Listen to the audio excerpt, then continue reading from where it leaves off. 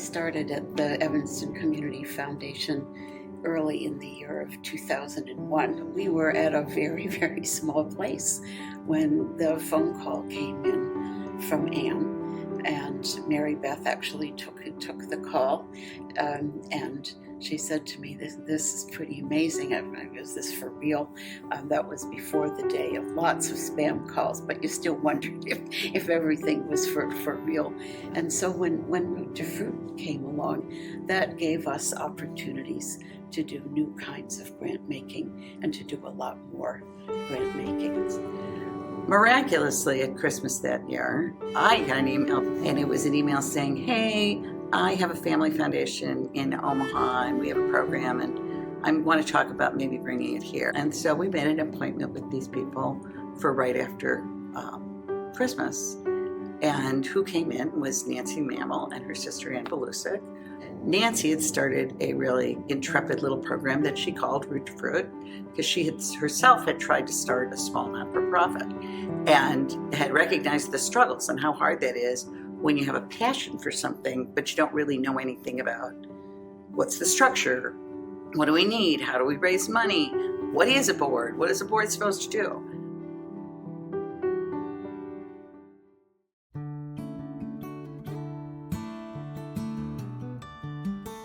Progressing pretty well. We learned a lot about what we don't know, and we have structured a team. We've had our second total board meeting, and each meeting has been very successful.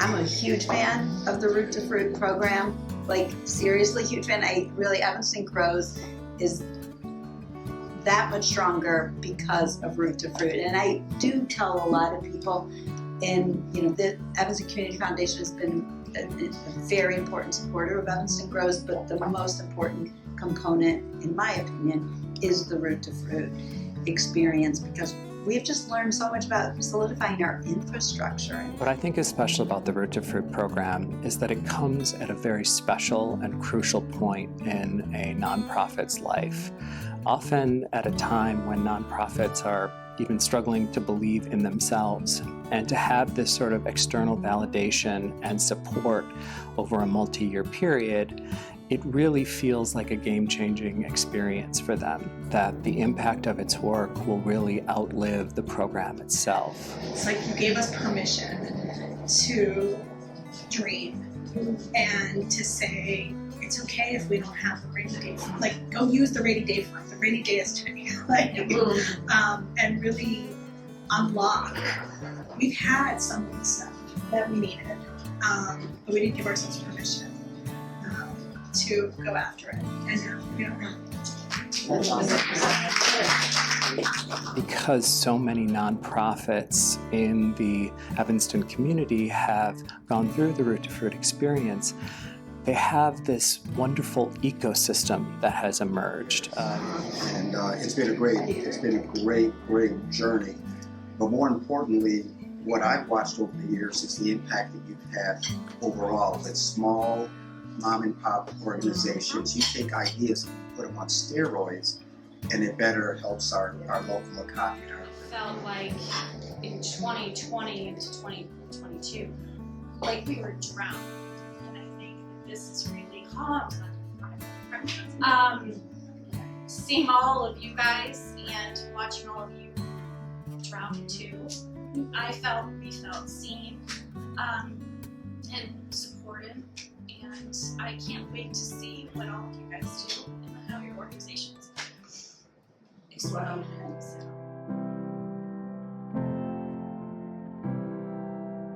You think about a program, a partnership that's been as impactful as Root2Fruit has been over the last couple of decades.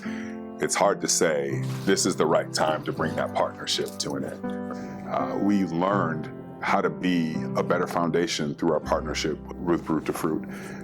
Really, there was a time when the only kind of pathway or the primary pathway that a grassroots organization, a small organization, could get support from ECF was through Root2Fruit. And now we are really actively looking at how to support more grassroots organizations in each of our grant-making cycles. Well, I think what Root2Fruit helped us recognize was that grassroots groups and emerging nonprofits really deserved more support across our grant making.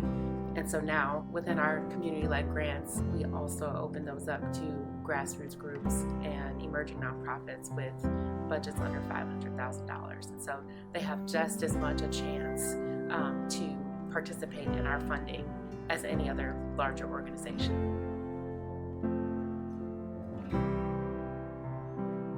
To the Mammal Foundation, and more particularly to Ann Belusic, who really was the one who shepherded this for the vast majority of time that the foundation has worked with them, our enormous gratitude.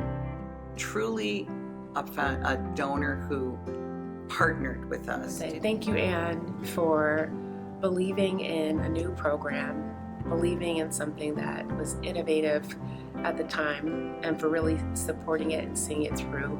We appreciate your support, and we promise to take all of the learnings and make sure that they live on in our work. The headline of what I would say to Ann and to the Mammal Foundation, the big kind of glowing marquee letters are just thank you. But I think a broad thank you is not enough. You know, the thank you is really deeper than just a couple of words. It's not just those two words. It's thank you, but thank you for teaching us how to be the community's foundation in the truest sense of the word. And Ann is temperamentally one of the kindest, most generous people that I've had the pleasure of meeting and working with.